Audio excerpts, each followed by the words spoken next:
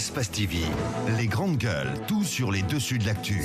Ahmed Camara, Zachary Milimono, Roby, Mohamed Djibril Camara, Moussa Moïse Silla, Lamine Girassi forment les grandes gueules.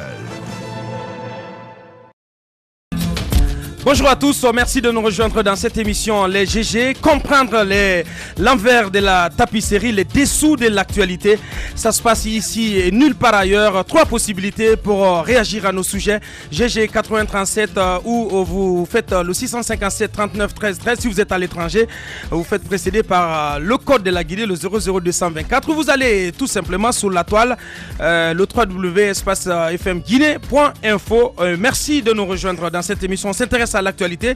Une nouvelle alliance politique de la majorité au pouvoir est née en début de semaine, constituée d'une dizaine de partis politiques soutenant les idéaux et programmes de société de l'actuel chef de l'État, le professeur Alpha Condé. Cette nouvelle alliance veut se démarquer des autres dans l'accompagnement des actions de développement du pouvoir en place. À sa tête, le MPD de Paul Moussa, en son sein, le retour d'un transfuse du RPG Arc-en-Ciel qui était devenu un opposant aux dents dures contre le régime d'Alpha Condé. Qu'est-ce qu'il a décidé à revenir au sein de la majorité présidentielle? Pourquoi le choix du Front patriotique?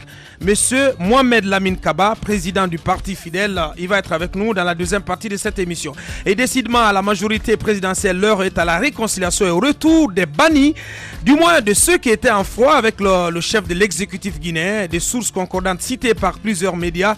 Au moins un des 3 députés de la majorité récemment exclus des rangs aurait fumé le calumet de la paix avec le président Alpha Condé sous l'impulsion de la coordination Mandingue. On en parle dans cette émission. Kerno Amidou Diallo, du nom du jeune de 21 ans tué par balle mardi en marge d'une manifestation de l'opposition guinéenne inhumée ce vendredi au cimetière de Bambeto. À l'occasion, l'opposition qui appelle à ses partisans à une grande mobilisation. Et puis vers un procès en appel du député Ousmane Gawal Diallo. Après la défense, la partie civile et le procureur près le tribunal de première instance de Dixine ont fait appel à la décision rendue la semaine dernière dans ce dossier. Merci de rejoindre l'équipe. Ahmed, bonjour. Bonjour, Aboka. Moussa Moïse, bonjour. Bonjour. Déconnecté ce matin. Bonjour, Basseko. Bonjour. Bonjour, Mohamed Mara. Bonjour. Bien, on va commencer par cette inhumation, Ahmed. Est-ce qu'il faut craindre des manifestations? Écoutez, c'est possible parce qu'on en a déjà vu lors des inhumations juste après la fin. Ça débouche parfois à des violences. On ne souhaite pas. Et cette fois-ci, on souhaite que tout se passe très bien. C'est clair que c'est quelqu'un qui est décédé. Il faut plutôt prier pour le repos de son âme que de faire des violences. Et en général, vous le savez, on s'accuse mutuellement. C'est la police qui accuse les fidèles Bon, quand je dis les fidèles, c'est ceux qui vont accompagner les partisans de l'opposition en général. Voilà, qui les accusent d'orchestrer parfois des violences, des troubles, et aussi ces militants qui accusent les polices de parfois les provoquer. Donc je pense que chacun doit savoir raison garder. Il faut se contenir. Vous allez pour une inhumation, faites l'inhumation et après en réalité un moment chargé d'émotions. Voilà, chargé d'émotions, et après il y a des citoyens juste après la prière qui rentrent chez eux à la maison. Donc je pense qu'il ne faut pas aussi les emmerder, parce que c'est clair que tout le monde ne souhaite pas participer à cette inhumation. C'est ceux qui participent, qui respectent tout simplement l'avis de ceux qui ne participent pas. Bien, Moussa Moïse. Moment chargé d'émotions, mais aussi de frustration, de mécontentement, de désarroi, puisque nous savons tous les conditions dans lesquelles ce jeune homme a été tué. Et puisque nous nous sommes rendus tout de même à l'étage, on a vu tout. Mais ce qui m'a un peu intrigué ce jour, c'est qu'on ne m'a pas informé de la venue sur place d'une équipe pour une enquête véritable, c'est-à-dire savoir réellement où est-ce que la voiture de la CMS était stationnée, comment la balle a pu, puisqu'on voit 2 impacts sur le mur, on voit la vitre brisée. Oui, mais le procureur l'a annoncé hier, il y aura des analyses balistiques, les faits seront reconstitués. Pourquoi dans ce pays, on attend que tout soit nettoyé, puisqu'au moment où nous y allions, les journalistes, il y avait encore le sang qui était là, le sang coagulé qui était qui était au salon. Sur le balcon. Il y avait la vitre qui était brisée, il y avait les impacts de balles, mais on le fait à chaud. Ce genre d'enquête, on le fait à chaud, parce que la maison ne va pas être vidée de tout son contenu pour que tout le monde soit relogé ailleurs. Il faudrait faire les choses à temps, c'est important pour que la vérité soit saisie. Alors, moi, pour la marche d'aujourd'hui, je pense que... C'est une marche funèbre. Pour la marche funèbre, une procession funèbre. Il y aura, pour cette inhumation, donc il y aura de l'émotion dans l'air. Il appartient aux forces de l'ordre d'avoir la même sérénité qui a prévalu lors de la marche du 16 août.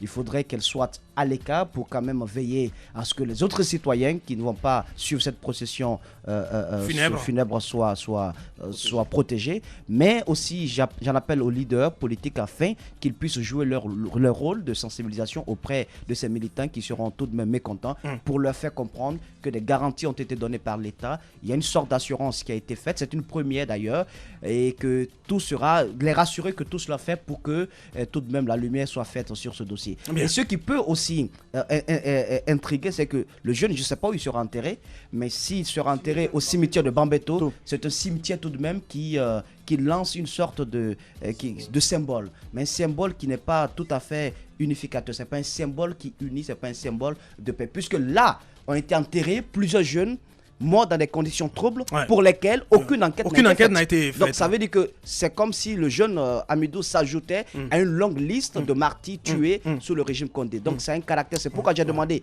à ce que pour ce cimetière, l'État s'implique.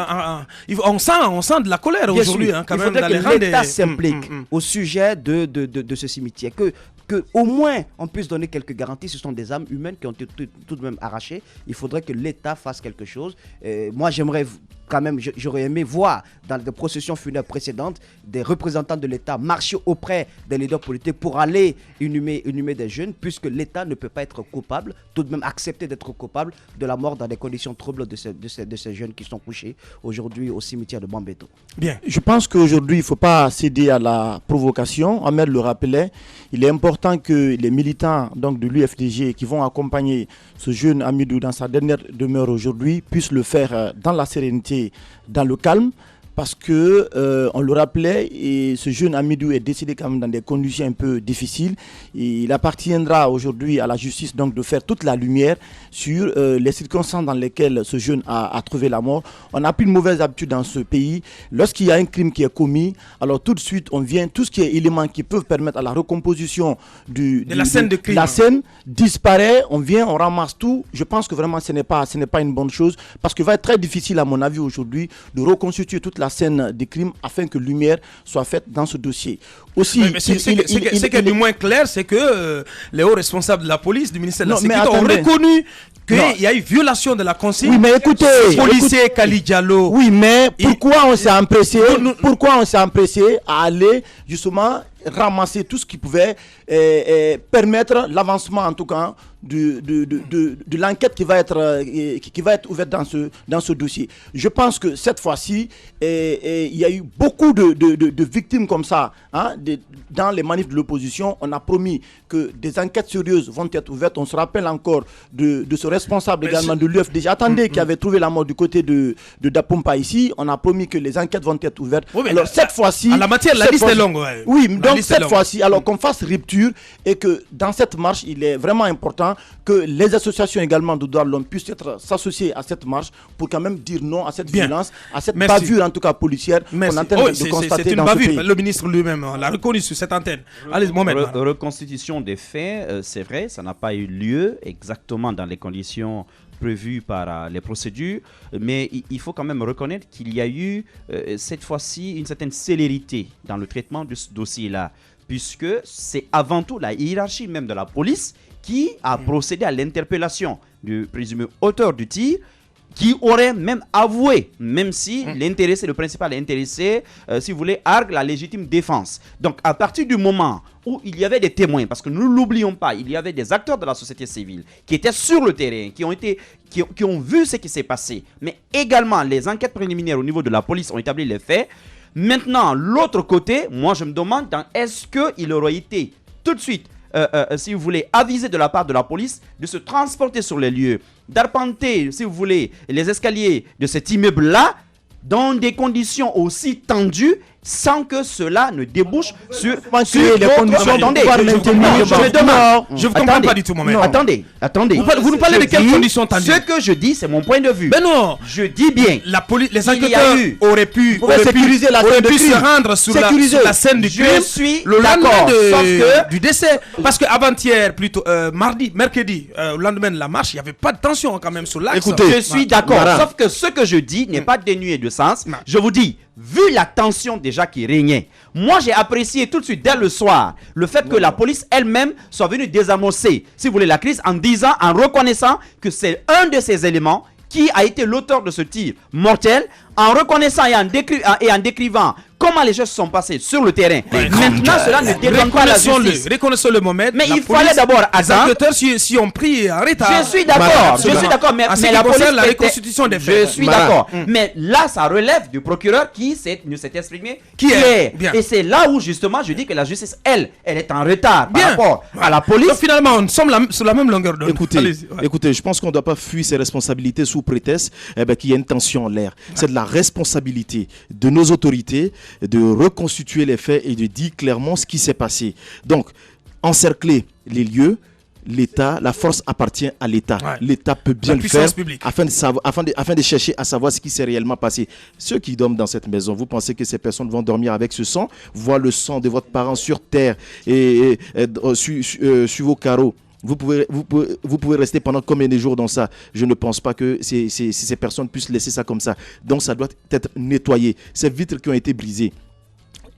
Un témoin nous annonçait qu'il y avait des morceaux de vitres dans le cou, je crois, de la victime, et que c'est lui qui l'a enlevé. Donc il faut chercher à savoir comment est-ce que la vitre s'est brisée, où sont partis d'ailleurs chaque morceau de vitre, pour chercher à comprendre exactement quelle était l'ampleur, peut-être si on peut dire, ou encore la violence qui a suivi un peu les tirs de ce policier. Donc je pense que ça appartient à l'État. Aujourd'hui, l'État n'a pas fait ceci, n'a pas décidé d'encercler les lieux et de faire une reconstitution à temps. Ben après, qu'est-ce qu'on nous dira? On s'en tient tout simplement à l'arrestation de ce monsieur. J'ai dit non, il faut, quand on veut être professionnel, il faut des analyses balistiques. Il faut faire, c'est vraiment en gros, il ne faut pas faire en détail. Je ne suis pas d'accord avec cette stratégie. Bien, Moussa, pour clore. Nous avons pu constater des lignes à ne pas franchir là-bas.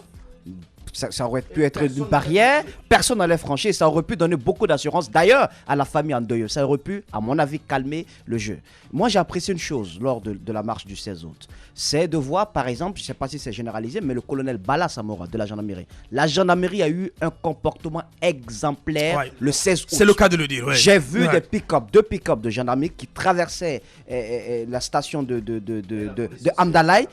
Et c'est à ce niveau qu'il y a eu quelques échauffourées, mais ils ont gardé le tempérament, ils sont allés jusqu'à leur base. Le colonel Bala Samoura portait sur lui un dispositif de vidéo qu'on voit souvent avec des policiers aux États-Unis ou en France. Ça permettait, mais c'est quelque chose qu'on peut généraliser. Je pense qu'il faut appeler tout de même la police à beaucoup plus. Chapeau ce matin pour le colonel de la gendarmerie. Pour la gendarmerie, pour ce qui s'est passé la fin d'année. Maintenant, ce que j'aimerais rajouter, c'est que pour le jeune Amidou, il n'est pas encore trop tard.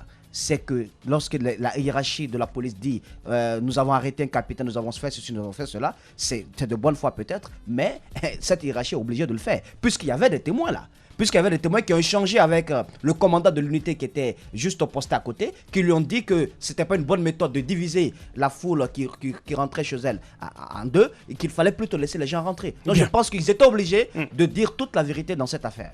Mohamed, on s'intéresse au procès Gawal vers un procès en appel du député. Oui, bon, puisqu'on apprend déjà toujours de choses judiciaires que le parquet a décidé d'interjeter appel, ce qui, quelque part, n'est pas surprenant lorsqu'on sait que le procureur avait requis notamment 5 années d'emprisonnement ferme pour le député pour, si vous voulez, la question d'outrage au chef de l'État, suivi, si vous voulez, des déclarations menaçantes concernant les vies des familles de certains cadres du RPG Arc-en-Ciel. Donc, très clairement, puisqu'il annonce, le procureur, Sidi Diallo, il annonce que on va directement, il va diligenter le dossier au niveau de la cour d'appel. Donc, certainement que le procès va être repris au niveau de la cour d'appel parce que lui n'est pas satisfait du verdict. Mais il faut rappeler que dans un premier temps, c'est vrai qu'on pouvait s'attendre un peu à cette réaction du parquet. Parce que réclamer 5 années et se retrouver avec une peine avec sursis, c'est vrai qu'il semble ne pas y avoir de mesure dans cette histoire-là. Maintenant, de l'autre côté, moi j'avais quand même été agréablement surpris d'entendre les cadres du RPG dans un premier temps, à l'Assemblée générale, affirmer qu'ils n'allaient pas interjeter appel.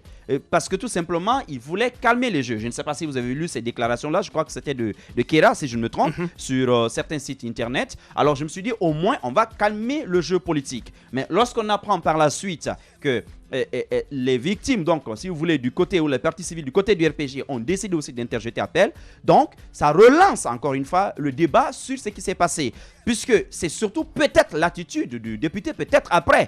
Ce que moi j'appellerais une relaxe, même si c'est vrai, il y a eu condamnation. Peut-être que ça n'a pas été, si vous voulez, les discours n'ont pas été tout à fait apaisants et constructifs en direction de ces personnes-là. Peut-être que ça peut expliquer la volonté de ces personnes d'aller plus loin, notamment au niveau de la cour d'appel. Maintenant, il y a une question quand même qui reste posée. Si la justice avait eu la main très lourde, qu'est-ce qu'on en aurait pensé? Certainement que, si vous voulez, le prétoire qui avait été transformé en tribune politique, finalement, aurait accouché, les débats ont accouché simplement d'un verdict politique. Maintenant, de l'autre côté, quand c'est très faible, on se pose la question de savoir, est-ce que la justice qui reconnaît qu'il y a eu bel et bien délit, parce que quand même la sanction montre qu'il y a eu le délit, mais néanmoins le juge exprime sa volonté de ne pas avoir la main très lourde. Et si vous voulez, le parquet même avait déjà annoncé dans un premier temps que c'était, en tout cas, la relaxe notamment dans un premier temps de la garde à vue avait pour dessein de calmer la tension sociale. Alors je me demande, est-ce que cette paix sociale-là a primé davantage dans l'esprit du juge que le délit qui a été commis? À partir de là, est-ce que je me dis aussi, est-ce que finalement, est-ce que peut-être que ce n'est pas une occasion ratée de la justice, finalement, de discipliner le discours politique en Guinée?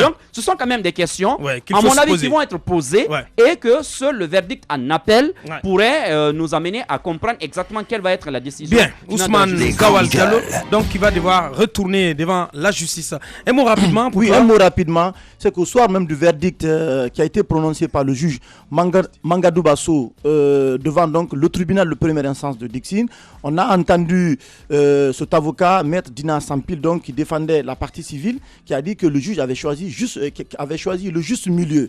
Donc apparemment, on pouvait comprendre, en tout cas dans cette déclaration, que certainement c'était un soupir d'insatisfaction. Voilà, qu'il était à mon avis, en tout cas satisfait de la décision du verdict qui a été rendu satisfait, par... on peut dire aussi... Oui, attendez. Pas le parquet. Oui, attendez. Qui poursuivait pour une autre affaire. Oui, sauf que dans ce dossier, c'est le parquet et ensuite les trois cadres également du RPG qui ont porté plainte pour des menaces de mort également ont interjecté appel dans ce dossier. Donc moi je crois que pour une question de quiétude sociale à mon avis, il était important que le dossier Ousmane Gawal Diallo puisse trouver un dénouement heureux et que, à mon avis, le dialogue puisse s'ouvrir rapidement dans ce pays-là. Attention, c'est pas lié. C'est pas lié. D'accord, attention.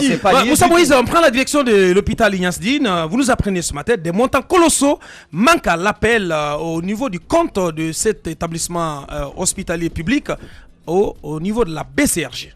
Un peu plus de 3 milliards de francs guinéens qui manquent donc à l'appel dans le compte de l'hôpital Ignace Dine, logé donc à la Banque centrale de la République de Guinée. Il faut dire que cette histoire est un véritable scandale du côté de l'hôpital Ignace Dine, puisque nous ne comprenons pas comment des montants aussi importants peuvent se volatiliser au sein d'une structure sanitaire quand on sait dans quel contexte nos structures sanitaires se trouvent en Guinée et que voilà, nous nous battons, nous crions partout que l'État doit mettre plus de fonds pour la modernisation de ces structures sanitaires. Alors, je veux dire rapidement que quand on prend les résultats de la gestion de l'année 2015, donc extrait d'un rapport annuel que j'ai ici, entre 2015 et 2014, le solde en fin d'année 2015 était à hauteur de 2 857 537 247 francs guinéens.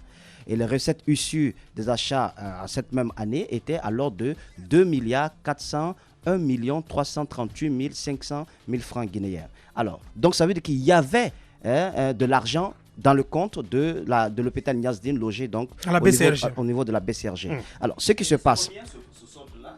La différence entre les deux, les charges et puis les recettes? Oui, c'est ce que je viens de mentionner au niveau des recettes, puisque l'État aussi donne des subventions pour les indigents et pour le matériel utilisable au niveau de l'hôpital. L'État donne cette subvention. Donc, le solde en fin d'année 2015 était à l'ordre de 2 857 millions. Donc, les recettes issues donc, de cela étaient à l'ordre de 2 401 millions. Alors, donc, quand on fait tout le calcul, on se rend compte qu'à la date de juin 2016, il y avait dans ce compte 4 500 millions de francs guinéens. Alors, les documents bancaires sont là, puisque nous n'avons pas assez de temps aujourd'hui, mais je reviendrai sur le dossier la semaine prochaine. Ouais, alors, il faut dire que rapidement, ce qui étonne, c'est qu'à la date donc, du 12 juillet, il y a un montant, un chèque de 10 millions. 12 juillet de cette année. Oui, de cette année.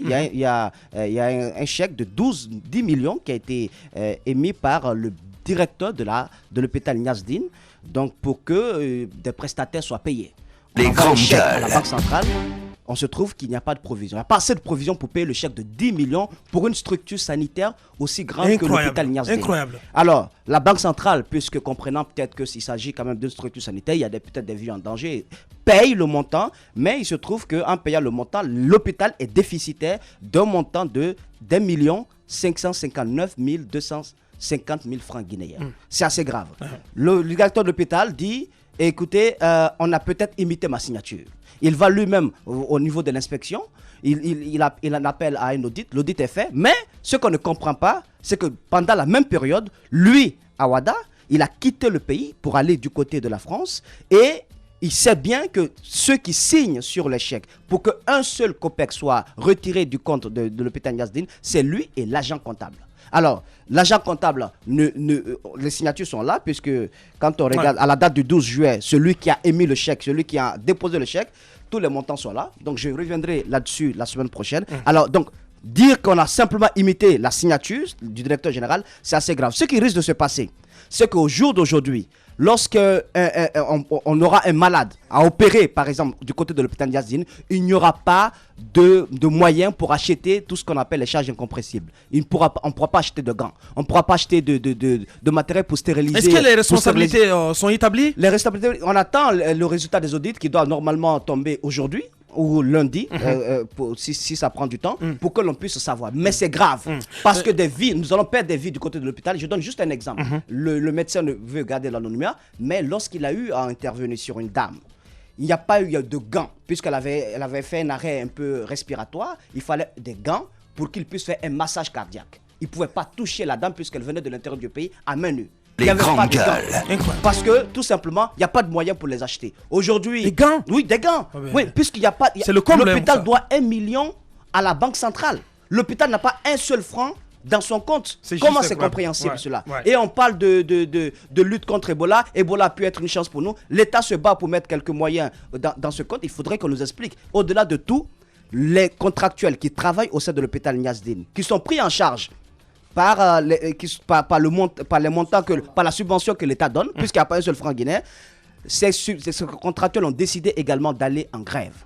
Parce qu'ils n'auront pas de traitement, ils n'auront pas de prime, ils n'auront pas de prime de garde. Alors qu'est-ce qui va se passer? C'est qu'il peut y avoir une catastrophe à l'hôpital Niasdine. Il faut que l'État prenne ses responsabilités. C'est pas la première fois que le scandale Awada s'explique. C'est pas normal. Bien.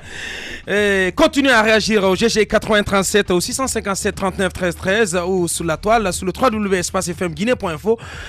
Nous partons pour une pause de 3 minutes. Derrière, toute l'équipe revient pour continuer cette émission. On parle de ces rumeurs de réconciliation entre le président Alpha Condé et Dr Ousmane Kaba. Et notre invité, c'est Mohamed Lamine Kaba, président du parti Fidèle.